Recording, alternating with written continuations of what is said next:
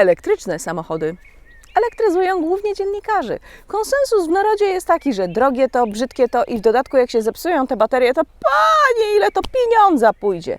Naród nie widział mojego materiału o mitach na temat aut elektrycznych, co polecam, link w opisie. A dziś elektryczne Mini. Zapraszam.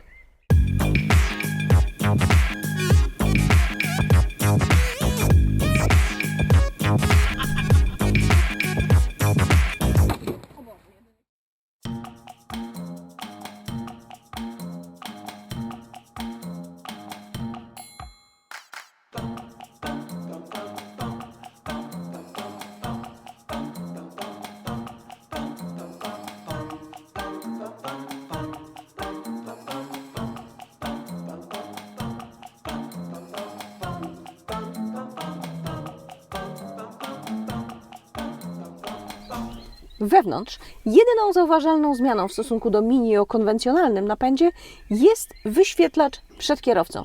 Zamiast tradycyjnych zegarów jest owalny ekran, który pokazuje wszystkie niezbędne dane. Jest też wyświetlacz przezierny, chociaż to jest część pakietu dodatkowego. Na wyświetlaczu centralnym pojawiają się dane o nawigacji, można tu ustawić radio czy muzykę z telefonu. Minusem jest brak Android Auto, ale BMW pracuje nad tym, żeby za jakiś czas oferować nowsze rozwiązanie, czyli bezprzewodowe połączenie z telefonem w celu uruchomienia Android Auto. Na razie wiadomo, że tę funkcję wspierają wszystkie telefony od Google'a, czyli Pixele i Nexusy, plus kilka najnowszych Samsungów, ale docelowo będzie to pewnie dostępne w każdym telefonie z Androidem 9.0 i wyższym. Więcej o Android Auto i o tym, dlaczego to takie dobre narzędzie, w osobnym wideo, link poniżej. Na wyświetlaczu centralnym pojawia się też widok z kamery cofania i chociaż Mini Hedge to niewielkie miejskie auto, kamera cofania ułatwia manewry. Są też czujniki zbliżeniowe. Poniżej mamy dwa wejścia USB, jeszcze typu a nie typu C i uchwyty na kubki. Miejsce na telefon jest w podłokietniku. Tutaj znajduje się też ładowarka indukcyjna. Co z tyłu? Dwa miejsca siedzące. Miejsce nad głową jest. Miejsce na nogi tylko jeśli to ja prowadzę, bo wyższy kierowca dojeżdża oparciem do samej kanapy. O wiele lepszym pomysłem jest wykorzystanie tej przestrzeni do przewożenia tego, co nie zmieści się w bagażniku, czyli większości zakupów, bagażu itd., bo 211 litrów to mniej niż w Hyundaiu i10. Duży plus dla Mini za to, że nie zmniejszyło bagażnika kosztem akumulatorów. Są one schowane pod podłogą między osiami. Wrócę do nich za chwilę. Oparcia kanapy składają się od strony bagażnika i można to zrobić jedną ręką. Podłogę można opuścić i nadal zmieszczą się pod nią kable, a w górnej pozycji mamy płaską przestrzeń ładunkową, a pod podłogą zmieści się półka.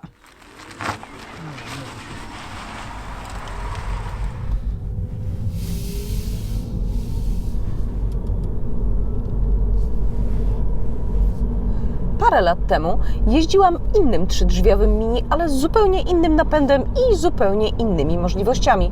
Na przykład mogłam postrzelać sobie z wydechu.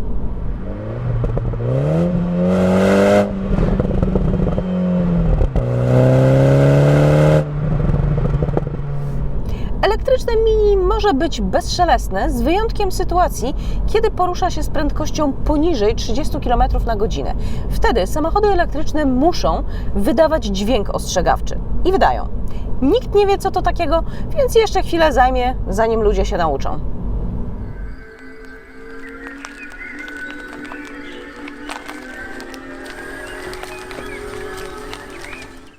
Dzięki Innogy Go wielu warszawiaków miało okazję zapoznać się z elektromobilnością, bo firma oferuje BMW i3 na minuty. Widziałam niejednego geniusza, który w ruchu miejskim sprawdzał osiągi elektrycznego malucha. Tak, zapierają dech w piersi, ale flota jest monitorowana, więc jak ktoś za bardzo rumakuje, to mu dostęp odetną. W każdym razie napędy elektryczne dają cały moment obrotowy od samego dołu. Elektryczne Mini ma akumulatory o pojemności około 30 kWh, mniej niż obecnie w i3, które dorobiło się już akumulatorów o pojemności 42 kWh. Ale te mniejsze akumulatory do niedawna były w i3.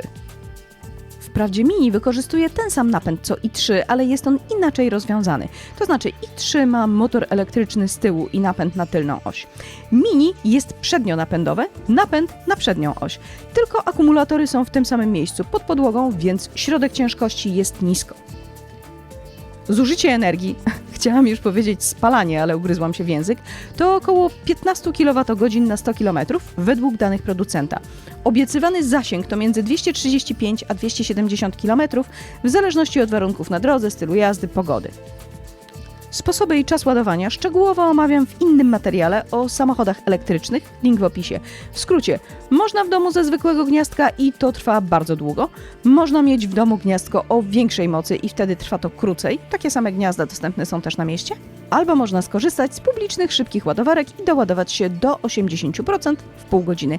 Ale to duże uproszczenie. Obejrzyj mój materiał na ten temat. Warto. Elektryczne Mini jest od wersji spalinowej o 18 mm wyższe, żeby pomieścić akumulatory. Jednak ciężkie akumulatory w podłodze oznaczają niski środek ciężkości, więc reklamowe hasło Mini w Polsce go-kartowa frajda z jazdy pozostaje prawdziwe. A nie, sorry, zmienia się jedna rzecz.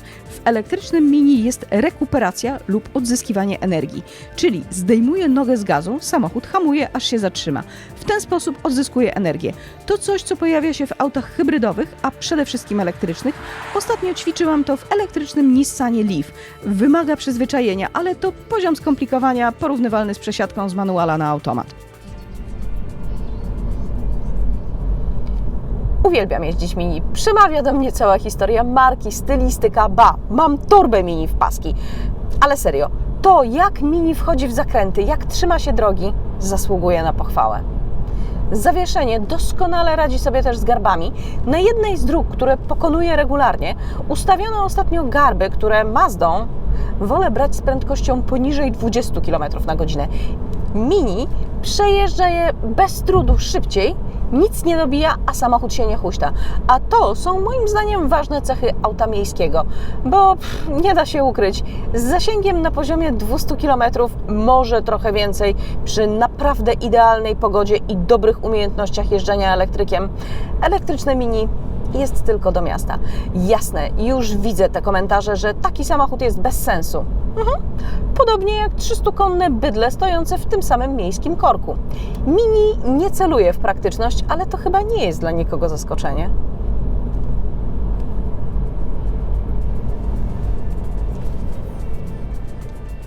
Początkowo porównywałam elektryczne Mini do elektrycznego 208.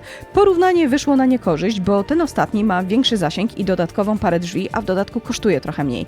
Ale tak naprawdę powinnam odnieść się raczej do DS3 Electric, które dopiero planuję przetestować, bo pandemia. A ono jest o jakieś 20 000 droższe od elektrycznego Mini. I nie chcę tu z góry mówić, że francuska myśl techniczna nie może się równać z niemiecką, ale wiem, jak wygląda system inforozrywki i kamera cofania w DS. Nie wiem, czy Android Auto po kablu może kogoś przekonać. To znaczy, o ile w ogóle dopuszczasz do siebie myśl o tym, że kupisz samochód, który ma mały bagażnik i kosztuje majątek. Na razie samochody elektryczne w Polsce to rozrywka dla wybranych, ale coraz więcej widuję samochodów na zielonych blachach. Może jednak nie wszyscy muszą mieć kombi w dieslu, żeby 2 razy do roku spakować rodzinę na wczasy? Napisz mi w komentarzu, czy rozważasz zakup auta elektrycznego, a jeśli nie, dlaczego? I drugie pytanie, czy Twoim zdaniem Mini jest dla dziewczyn? Tu dla wygody zrobiłam ankietę. Kliknij. Oglądaj moje wideo, dziel się nimi ze znajomymi, zaglądaj w zakładkę społeczność i do mnie na Instagramie. Tam często pokazuję, co robię, czym jeżdżę i tam można zadawać mi pytania o samochody. Kolejne wideo w najbliższy czwartek o tej samej porze. Dzięki i do zobaczenia!